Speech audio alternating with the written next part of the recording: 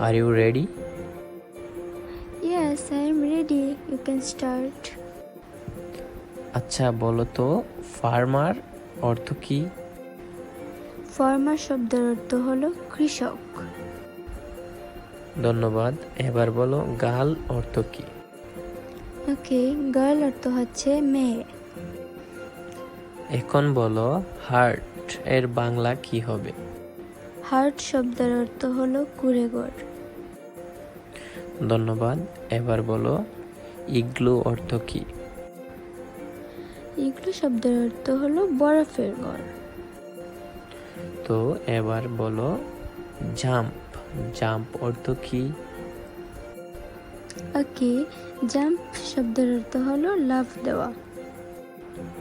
ধন্যবাদ সবাইকে লিসেনিংটা শোনার জন্য এবং দেখার জন্য।